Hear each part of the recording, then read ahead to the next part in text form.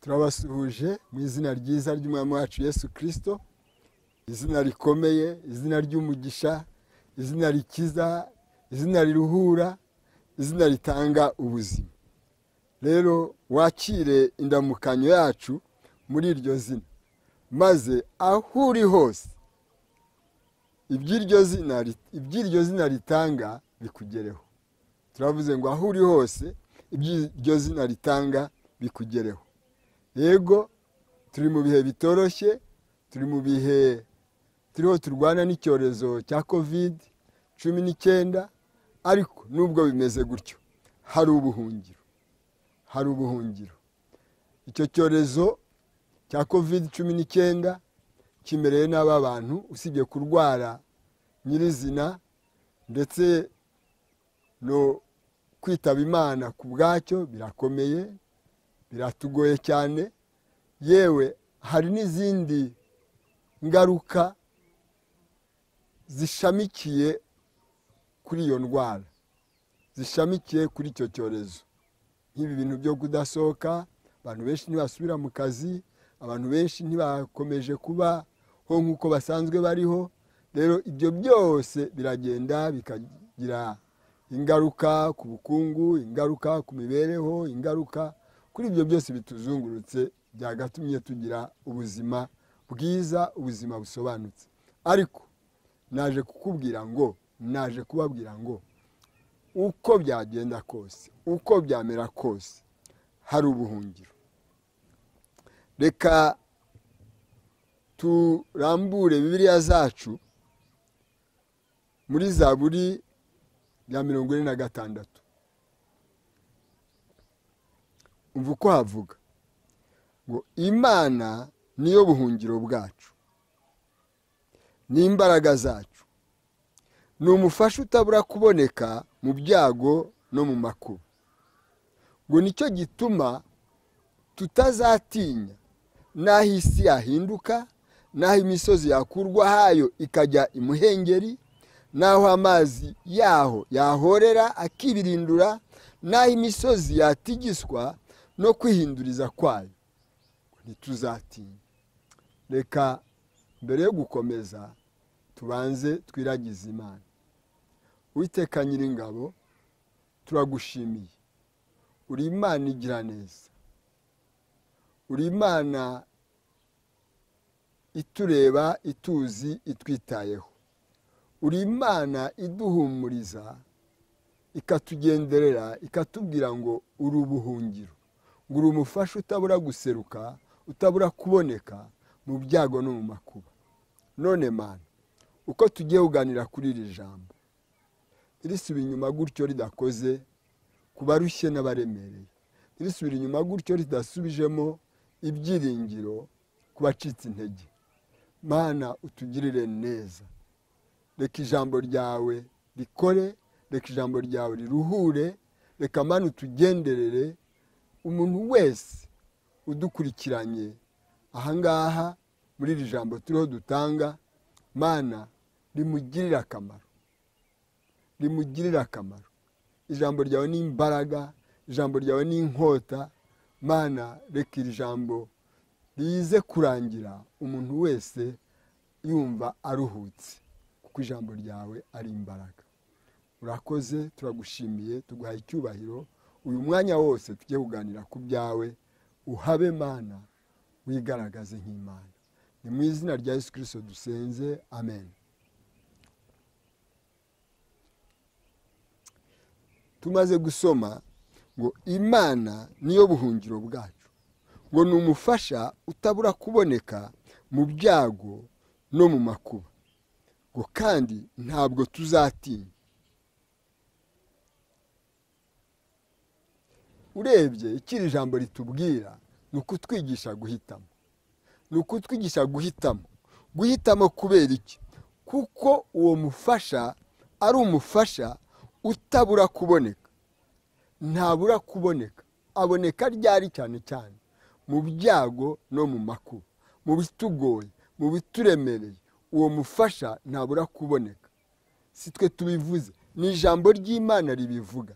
ni Imana ubwayo iza ikaduhereza izina ryayo, ikaduhereza imikorere yayo, ikatugezaho imiterere yayo, ikatubwira, ikakubwira ngo wowe nanjye, ngo njyewe ndi umufasha, njyewe Mana ndi umufasha utabura kuboneka, ndi umufasha utabura kugaragara mu byago no mu makuba, aho rukomeye, aho bimeze ukuntu, aho bisa nabi, njyewe ndagaragara.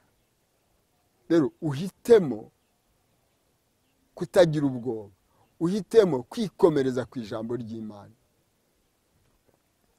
Tuzi izindi nkuru nyinshi zo muri Bibiliya aho tugenda duhura n'ibintu bisa nk'ibi. Tuzi umugabo witwa Dawudi, rimwe yahuye n'ibyago, ajya gutabara, atashye asanga abanzi bamuciye ruhinga, bamuturutse inyuma, basenya ingo ze, batwara abagore, batwara abana, batwara amatungo. Hanyuma ijambo riratubwira ngo Dawudi abonye bimeze gutyo, ngo yikomereza ku Uwiteka. Kandi amaze kwikomereza ku Uwiteka, ibintu byarahindutse, ibintu byarasubiranye. Yego si byo tugiye kuvugaho uyu munsi, ariko Imana irakubwira ngo wikomereze ku Uwiteka. Hitamo kwikomereza ku Uwiteka, hitamo, kuko uwo mufasha ari umufasha utabura kuboneka, ngo ntabura kuboneka. Mu yandi magambo, wubakire ku cyo uzi, wubakire ku cyo wamenye, ureke guterwa ubwoba n'ibikuzungurutse, ureke guterwa ubwoba n'ibyo byose twumva, yaba ku maradiyo cyangwa tubona ndetse tunareba n'amaso yacu bitari kure yacu. Ahubwo dushyira umutima n'amaso n'ibitekerezo ku cy'Imana ivuga. Icyo twamenye, icyo tuzi gifite imbaraga kurusha icyo tureba kituzungurutse, kurusha les circonstances.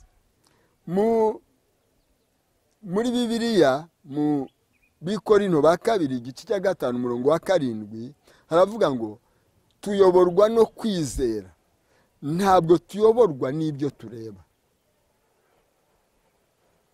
Twubakiye ku kwizera, ntabwo twubakiye ku byo tureba. Ngo rero ibyo twizera ni ngo ni umufasha utabura kuboneka, aho rukomeye, mu byago, mu makuba, ni umufasha utabura kuboneka. Ibi tubabwira bene data, nawe ubitekerezeho urasanga ari byo.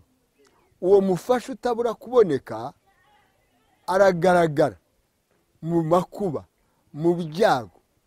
Nzi aho umufasha utabura kuboneka yigaragaje ku muntu wari urwaye, avuzwa n'amafaranga atigeze akoraho, amafaranga atigeze atekereza ko azatunga, ariko utabura kuboneka aramusanga, ayo mafaranga araboneka, arivuza mu bitaro bikomeye cyane watagashoboye.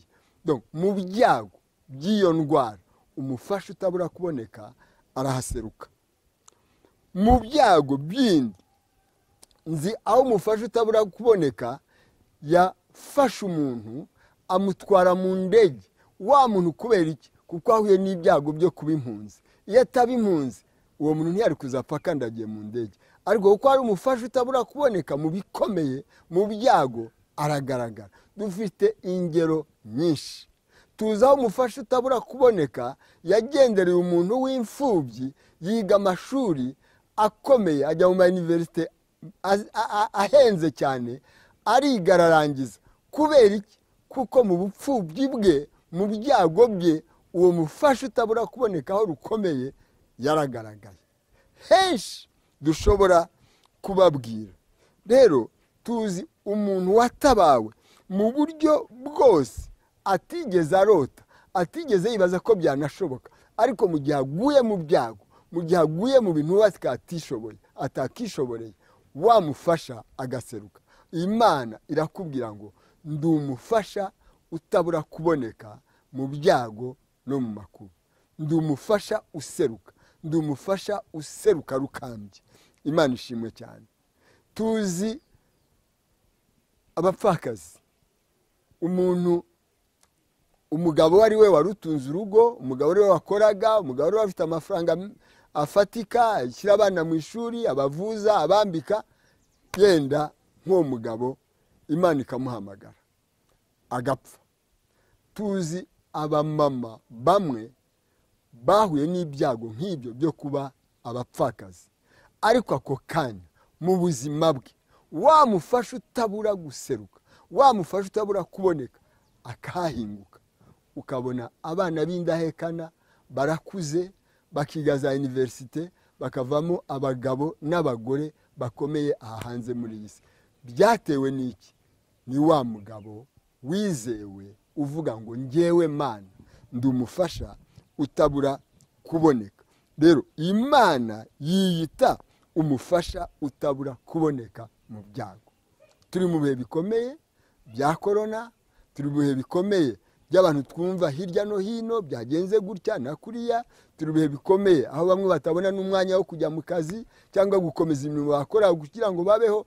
Ariko nubwo bimeze gutyo, umufasha utabura kuboneka arahari. Niryo jambo ngufitiye kuri uyu mugoroba. Muri ayo mu yandi magambo, icyo nakubwira, hari ubuhungiro. Hari ubuhungiro mwene data, hari ubuhungiro. Imana yiyita umufasha utabura kuboneka. Iriya Zaburi nabasomeye ya 46 ku murongo wayo w'8 ndetse n'uwa 12, umva uko havuga ngo Uwiteka Nyiringabo ari kumwe natwe, ngo Imana ya Yakobo ni igihome kirekire kidukingira. Ngo Uwiteka Nyiringabo ari kumwe natwe, Uwiteka Nyiringabo ari kumwe natwe. Imana ya Yakobo ngo ni igihome kirekire kidukingira. Imana ishimwe cyane. Henshi cyane tubona kugira neza kw'Imana, henshi cyane tubona guseruka kw'Imana. Naje kukubwira ngo hari ubuhungiro. Nubwo bimeze gutyo mwene data, hari ubuhungiro. Umva muri Yeremiya, turakomeza tugenda mu ijambo ry'Imana kuko nta handi ubuzima buri. Muri Yeremiya igice cya 17 umurongo wa 7, umva uko havuga ngo hahirwa umuntu wizera Uwiteka, Uwiteka akamubera ibyiringiro, ngo kuko uwo muntu azahwana n'igiti cyatewe hafi y'amazi, ngo kigashorera imizi yacyo mu mugezi, ngo icyo giti ntikizatinya amapfa nacana, ngo ahubwo ikibabi cyacyo kizahorana itoto, ntikizita ku mwaka wacanyemo amapfa, ngo kandi ntikizareka na rimwe kwera imbuto zacyo. Hahirwa umuntu wizera Uwiteka, Uwiteka akaba ari we umubera ibyiringiro. Wumve neza aho hantu, Uwiteka akaba ari we ukubera ibyiringiro. Ni ukuvuga ngo uhindure imitekerereze yawe, wimure imirebere yawe, kuko igituma hano havuga ngo Uwiteka akaba ari umubera ibyiringiro, nuko hari ibindi muri ubu buzima kubera kutamenya duhindura ibyiringiro byacu. Ibyiringiro byacu ukabihindura amafaranga ufite, akaba ari ibyiringiro byawe. Ibyiringiro byawe bikaba amadiplome ufite cyangwa amashuri wize. Ibyiringiro byawe bikaba inshuti cyangwa abavandimwe. Ibyiringiro byawe bikaba ababyeyi bawe cyangwa umugabo wawe cyangwa umugore wawe cyangwa ibindi byose birahanga bituzungurutse. Yego ibyo bintu urakabigira, ntabwo ari bibi, ni umugisha w'Imana. Ariko Imana irakubwira ngo ntabwo ari byigira ibyiringiro, ngo ahubwo ngewe Uwiteka aba ari ngewe ugira ibyiringiro byawe. Ngo kuko numpindura ibyiringiro byawe, ukavana ibyiringiro byawe kuri ibyo bindi bishira, kuri ibyo bindi bidafite aho bifatiye, kuri ibyo bindi bishobora kurangira mu kanya gato, akaba ari ngewe ugira ibyiringiro, ngo uzaba umeze nk'igiti. Agatanga urwo rugero, akakugereranya n'igiti ngo cyatewe hafi y'umugezi, ngo gishora imizi yacyo mu mazi mu mugezi, ngo aho ngaho icyo giti gihora gitoshye. Akongeraho ngo nubwo amapfa yatera, nubwo izuba ryaba ryinshi, nubwo ibibi byaba byinshi, icyo giti kizahora kera. Kubera iki? Kubera aho cyashoye imizi. Imana irakubwira ngo muri ibi byose bikuzungurutse muri iyi si wige gushora imizi mu Mana, ngo aho ushoye imizi niho hatera igiti cyawe kwera, niho hatera igiti cyawe gutohagira, niho hatera igiti cyawe gukomera. Imana ishimwe cyane. Rero ngo hahirwa uwizera Uwiteka. Uwiteka akaba ari umubera ibyiringiro. Ibyiringiro bye ntibibe kuri ibyo bintu bindi navuze byiza dukeneye bituzungurutse, turakabigira, ariko sibyo bikwiye kuba ibyiringiro byawe. Ababyeyi bawe sibo bakwiye kuba ibyiringiro byawe, inshuti zawe sizo zikwiye kuba ibyiringiro byawe, amafaranga ufite sibyo bikwiye ibyiringiro byawe, amazu wubatse n'ibindi sibyo byiringiro byawe. Imana irakubwira ngo mpindura njyewe ibyiringiro byawe, kuko ndi umufasha utabura kuboneka. Byari mu makuba, aho rukomeye, aho uko bimeze kose, ndi umufasha utabura kuboneka. No muri ibi bikomeye bya coronavirus nabwo ndaboneka. Rero ngo nk'uko icyo giti no mu mapfa no mu zuba ryinshi kera kiguma gitotaye, nunyiringira nuko nawe uzamera. Rero Uwiteka abe ari we uba ibyiringiro byawe, kuko iyo aba ibyiringiro byawe igikurikira ibyo n'ukugubwa neza, n'ukunesha, n'ukubaho. Imana ishimwe cyane. Rero ibibazo nta gihe bitabayeho muri iyi si, kandi nta n'igihe bitazabaho, ariko uburyo wifata mu bibazo nibyo bifite icyo bimaze.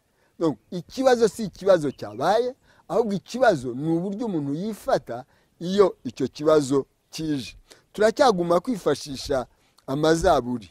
Reba umugabo witwa Dawudi muri Zaburi ya 13, dore uko byamugendekeye.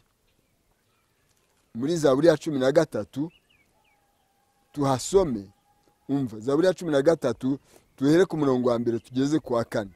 Umva uko avuga ngo aha nawe yaragowe cyane, aha nawe yarahuye n'ibibazo nk'iby'abantu benshi turimo muri iyi minsi. Mukuri Zaburi ya 13 umva uko havuga ngo Uwiteka uzageza he kunyibagirwa iteka ryose. Iri jambo rishobora kuba iryawe nawe kuri uyu munsi. Ngo muri ibi bihe turimo ushobora nawe gupfukama imbere y'Imana ukayibwira uti Uwiteka ko ari wowe wandemye uzageza he kunyibagirwa. Akongera ati uzageza he kunyima amaso, nzageza he kwigira inama ubwanjye njyenyine. Ngo Mana mfite agahinda mu mutima wanjye uko bukeye, umwanzi wanjye azageza he gushyirwa hejuru yanjye. Akongera ati umurongo wa 4 ati Uwiteka Mana yanjye birebe unsubize. Uwiteka uzageza he kunyibagirwa, uzageza he kunyima amaso, agahinda nkarimo uko bukeye. Mana yanjye birebe unsubize. Ariko igitangaje arakomeza asenga atyo, ariko ku murongo wa 6 aribuka ya Mana itwibwira, ya Mana yivuga, ya Mana yiyerekana, ya Mana izikatwereka ineza yayo mu magambo yayo, ikatubwira iti mwemere ibyo mbabwira. Yibuka rya jambo Imana ivuga ngo ndi umufasha utabura guseruka, ndi umufasha utabura kuboneka mu byago no mu makuba. Aho rero nubwo yasenze arira, nubwo yasenze abona ko bicitse, nubwo yasenze yinginga Imana ati Imana ko wanyibagiwe, iyo yibutse icyo kintu ko Imana yiyita ngo ndi umufasha utabara, aratangira agashima atarabona n'icyo yasengeye. Aragera hano ku murongo wa 6 akavuga ati ariko niringiye imbabazi zawe, umutima wanjye uzishimira agakiza kawe.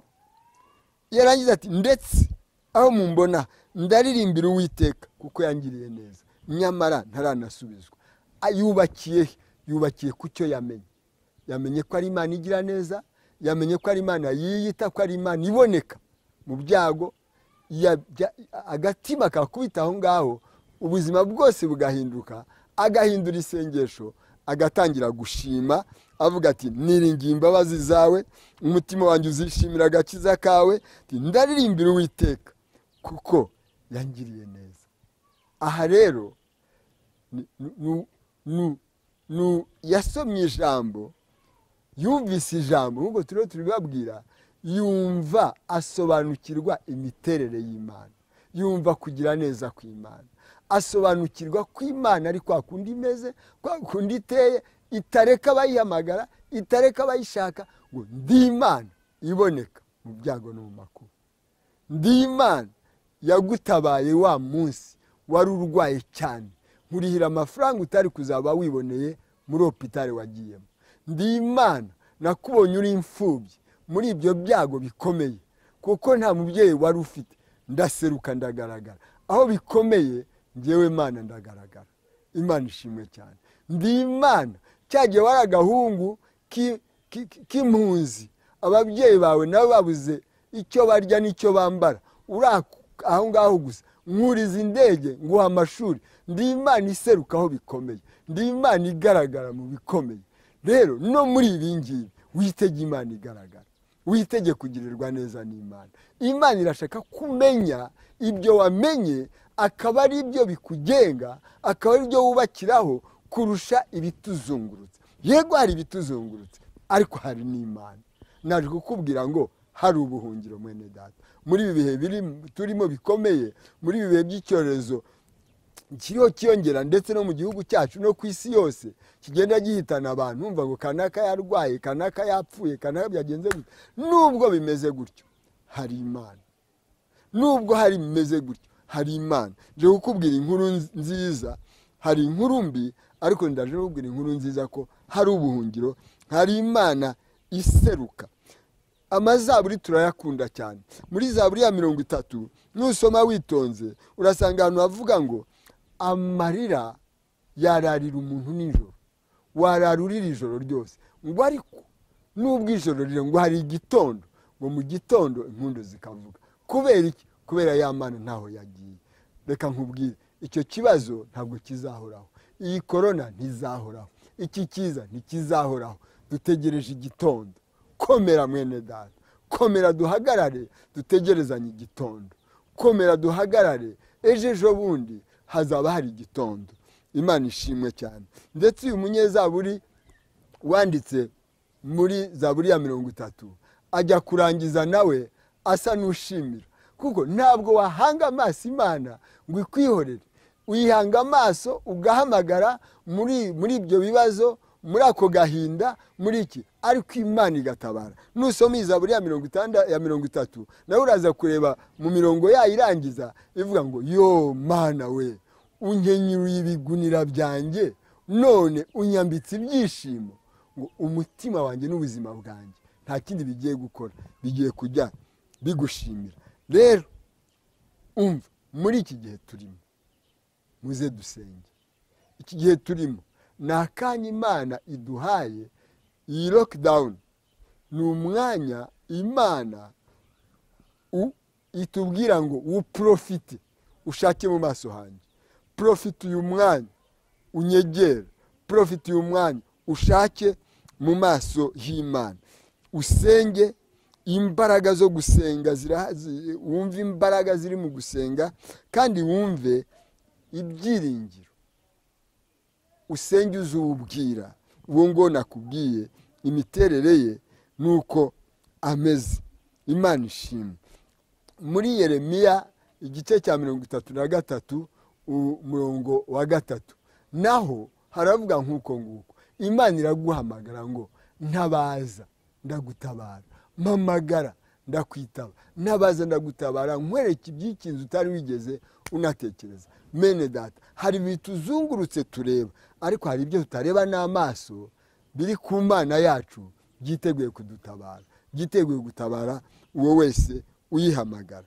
Ikindi nakubwira mwene data, iki ni igihe cyo guhagarara muri identite yawe. ni igihe cyo guhagarara mu izina ryawe. Urakomeye, ufite izina, ufite identite, ufite akarangamuntu, hari uwuriwe. Ni umwanya wo kubihagararamo. Mwene data, niba waramenye Yesu nk'umwami n'umukiza wawe, hari icyo uri cyo. Ntabwo abantu muri kumwe muri quartier mubana mu kazi barira ngo nawe urire. None itandukaniro riri hehe hagati yawe nabo? Ni wowe ugomba gutanga ubuzima aho hantu, ni wowe ugomba gutanga ibyiringiro aho hantu, kubera icyo uri cyo, kubera ukuri wamenye kw'Imana turiho tukubwira. Rero nanone iki ni igihe cyawe cyo guhaguruka ugatanga ubuzima, ugatanga ubuzima mu muryango wawe, ugatanga ubuzima mu bavandimwe bawe, ugatanga ubuzima mu baturanyi, ugatanga ubuzima muri quartier aho utuye, bikamenyekana ko ufite Imana nzima, ufite Imana ikora, ufite Imana isubiza, ufite Imana idukunda. Rero bararira nawe ukarira, nyamara Imana yatumye uyimenya kugira ngo utere ubudasa, kugira ngo utange ubuzima ahatari ubuzima. Uyu ni umwanya Imana ishimwe cyane, uyu ni umwanya Imana igukunda. Rero icyo narangirizaho, nenda kurangiza, hasigaye umwanya muto. Reka guta umwanya mu bihuha. Ntabwo uri uw'ibihuha wowe. Reka guta umwanya mu bihuha. Speculation ni nyinshi cyane muri iyi minsi. Uyu ni umwanya wo kwegera Imana.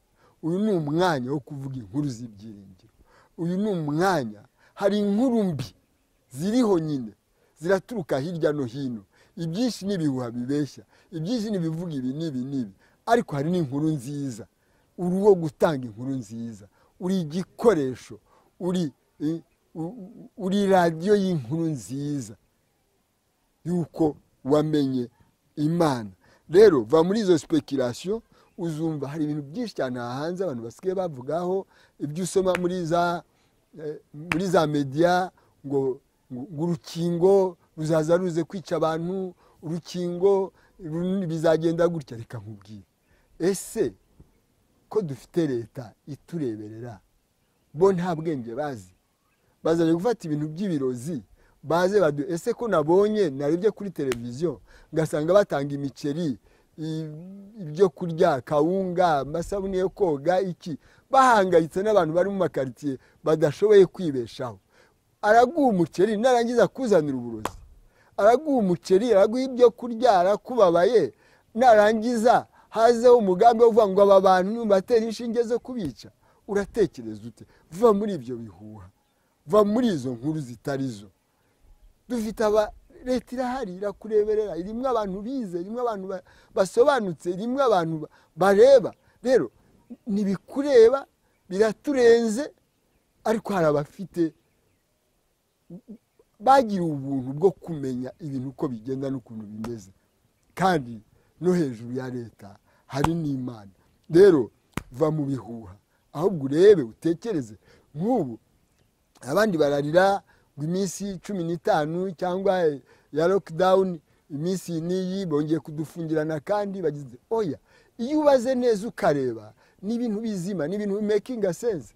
Iyi ndwara ya coronavirus cyangwa COVID-19 ntabwo yandura umuntu adahuye n'ubundi, ni igenda iva ku muntu ijya ku wundi. Rero bafungiye abantu, iyo batwemeraga twese ntidusohoke, buri muntu akaguma ahari, ntabwo iyo ndwara ishobora kuva kuyirwaye ngo igire umuntu yanduza.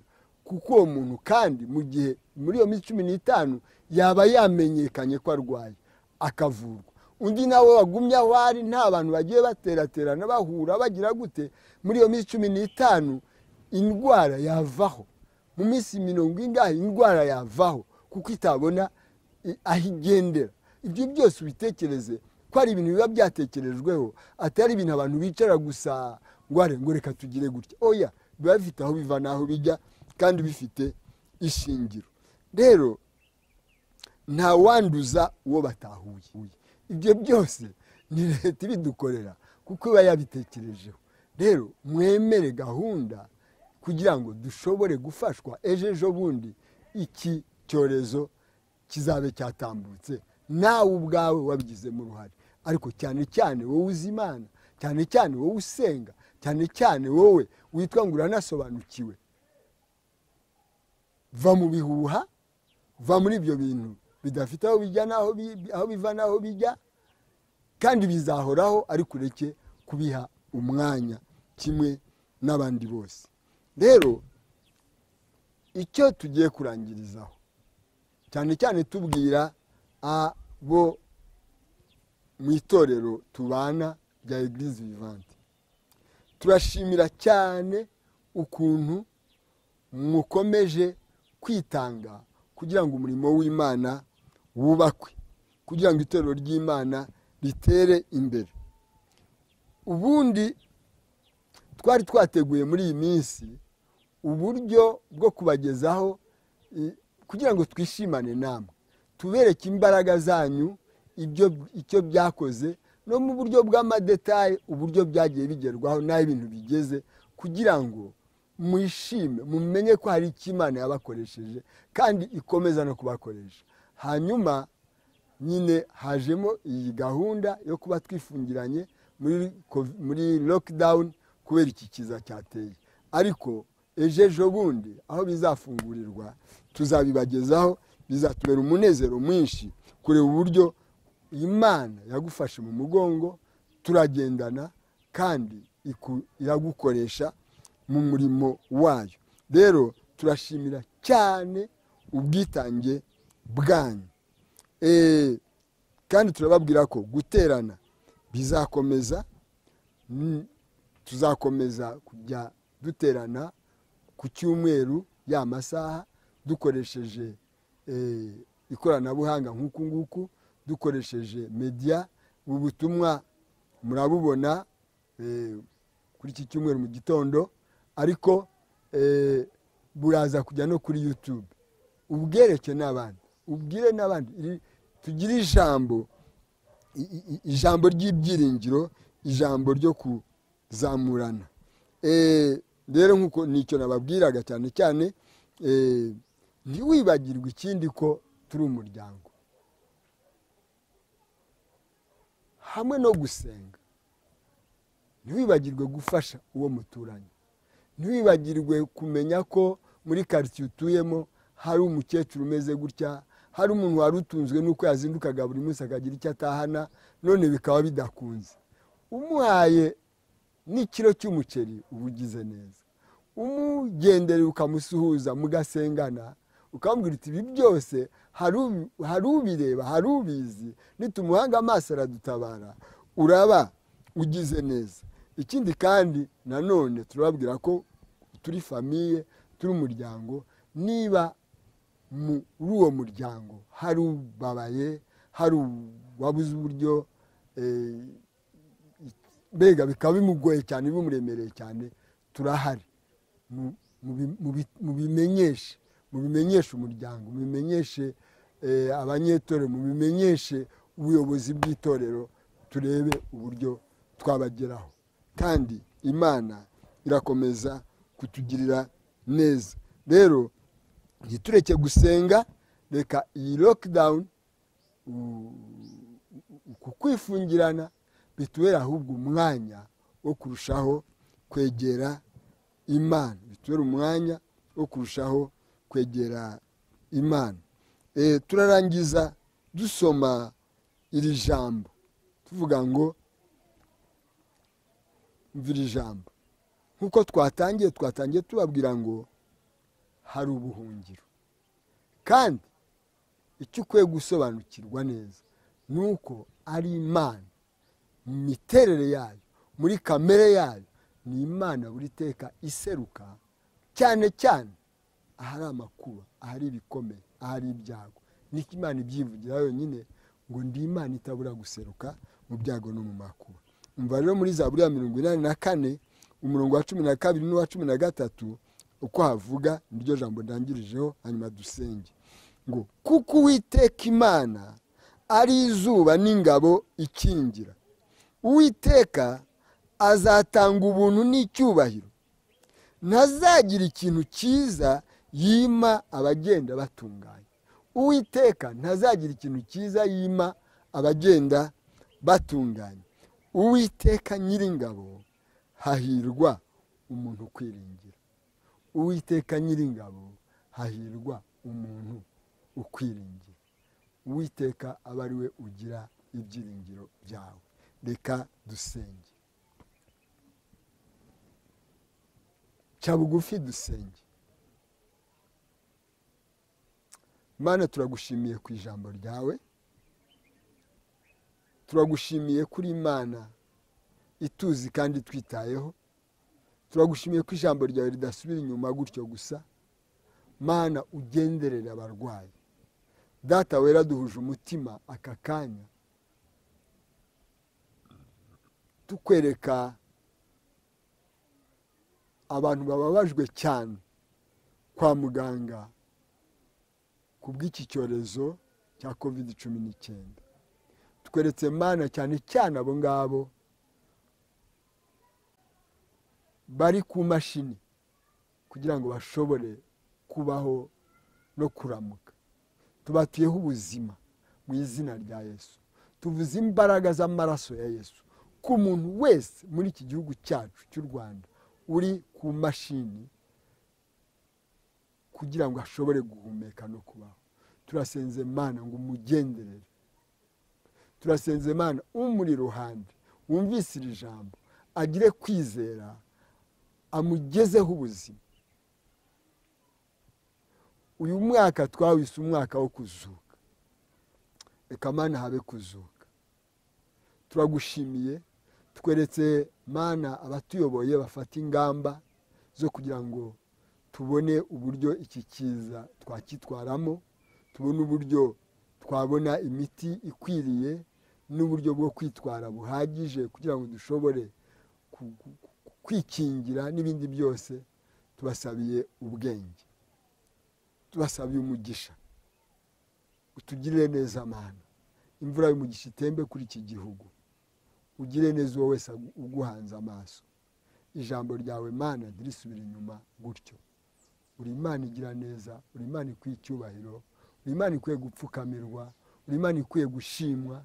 Turasenze Mana ngo ibi byose biriho biba cyane cyane bishingiye kuri iki kiza, aho kugira ngo bidutanye nawe, ahubwo bitume benshi bakugarukira, bamenye ukuri Imana, kugira ngo icyubahiro cyawe cyose kikugarukire Mana yacu. Mu izina rya Yesu dusenze, amen. Murakoze, Imana ibahe umugisha.